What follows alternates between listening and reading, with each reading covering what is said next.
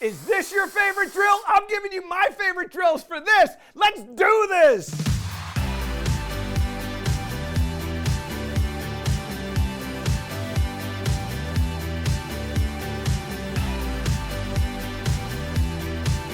There is nothing worse than leaving a putt short that's right dead in the hole. It's time for a grip tip presented by Golf Pride. You work so hard to get this line read properly. You get it. You get the ball. It's traveling on the line. And then it comes up just a half a roll short, dead in the heart. And you're going, I just wish I'd hit it. Well, you know what? It's happening all too often. And the reason why is you're not sending the putter head down the line. You're not sending the handle down the line. You're moving it across. One of the best drills that you can do to get that feeling that you're going to be able to strike this ball solidly and get it to the hole is this little drag and push drill. What you're going to do is put the putter head right behind the ball, and then all I want you to do is feel like you're going to drag the handle and then push the head. Dragging the handle is going to send the energy through, and then the push of the head is going to be the release. And what you're going to find when you do this is you're not leaving this ball short. Do about 4 or 5 of these. And then you're going to bring in a ball. And what I want you to do is I want you to get that same feeling when you come through. And what you're going to find is that you're going to give it a lot of energy. It's going to jump right off the putter face. So we drag and push. Do it again. Drag and push. And then I get that same feeling of that extension down the line. Now that putter is traveling right down the line with that drag and push. Now here's what you need to understand. If you're leaving those short, I don't want you to push the putter head early. I want you to drag the putter head, push the handle. And when you drag the putter head and push the handle, that's when you're going to be able to get the right speed, the right distance, and never leave that putt short. Dragging it and then releasing it. That release is when that putter head's going down the line. That putter head will come off the ground. The toe will finish up even a little bit closer to the hole than the heel. That's how you start to be able to put the right contact on the ball so that it has tumble or true roll to it rather than putting that backspin on it, which is stealing that distance from you. Try this drill. I promise you what you're going to find is you're not going to leave any of those putts short again, and that's a grip tip presented by Golf Pride. It's time for a transformational tip presented by Morgan Franklin.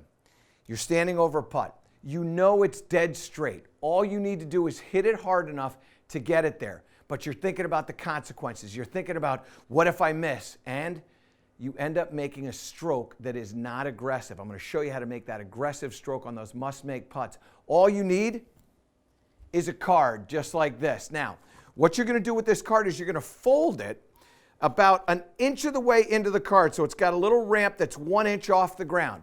You're going to take this card and you're going to put it 1 cup in front of the hole that you're practicing to. Now what this is going to do for you is the following. The first thing it's going to do is it's going to invite you to hit this hard enough to go up this ramp, because the ramp is going to give you this idea that it's uphill. And if I don't hit this hard enough, what will end up happening is it'll roll up that card and then it'll roll back to me. What I want to be able to do is have it roll up that ramp and clear that ramp and then go into the hole. So the first thing we got to do is make sure we give it enough speed. The second thing we got to do is make sure that it's going up that ramp into the hole, on the line of the hole. And what you're going to find when you do this is that you've got the confidence to be able to strike this ball solidly and follow through. You can see how easily that ball goes up that ramp. It's only a 1 inch ramp, and yet it feels like it's a very, very tall ramp that you're going over. As you start to develop the confidence to be able to trust that stroke to hit it hard enough, you'll now not worry about whether you're going to leave it short. You'll have the right speed every single time. Just visualize that ramp. Goes right up there. Then we take that away. And now what we're going to do is visualize that ramp so I can see that ramp right where it is. I see my logo pointing right back at me, and now up the ramp and into the hole. And once you visualize that ramp going up the hole, I promise you, you will never leave a putt short again. And that is a transformational tip presented by Morgan Frankel. It's time for Proving It, presented by Titleist.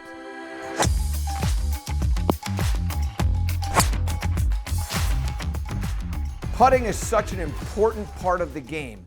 We have to understand that you must control this putter face far better than you've got to control any other club in your bag. The precision that's required in putting is of the highest order. It's also what affects the speed that the ball is leaving at. Now, how do we control this putter face? Well, believe it or not, one of the ways you lose control is by movement of the shins. And what I mean by that is that when my knees are moving in this fashion here, it affects what's happening with my upper body.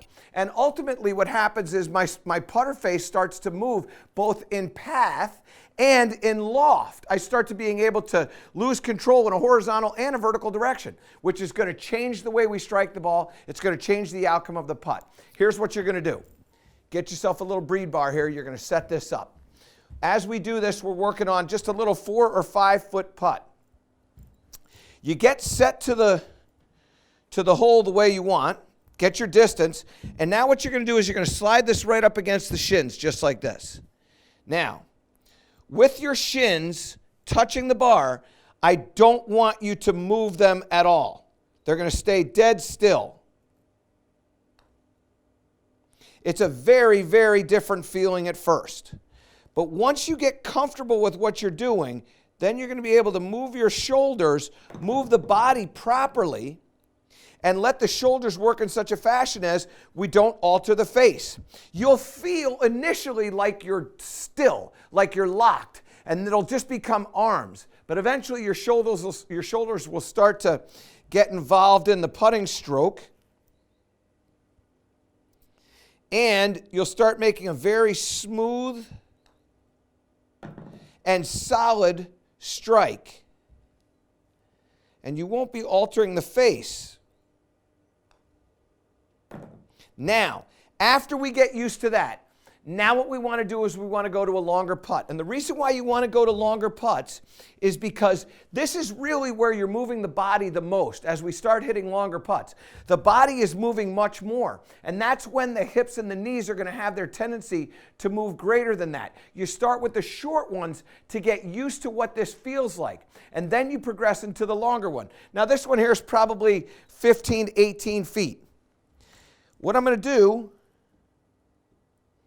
is bring this ball in here, set my shins to where they are, the distance to the ball, nudge it up there. Now all I'm trying to do is feel this stroke without the shins moving at all. What you're going to see is that initially your strokes are going to come up short. You're not going to hit them hard enough. But then eventually what you're going to do is you're going to start being able to give this enough speed to carry the hole. And then eventually what's going to happen is your speed control is going to become really good, and your start line is going to become very good. And you're going to start to hit putts that are going to have a chance to go in solely because you in effect have locked the movement of the hips by freezing up the shins.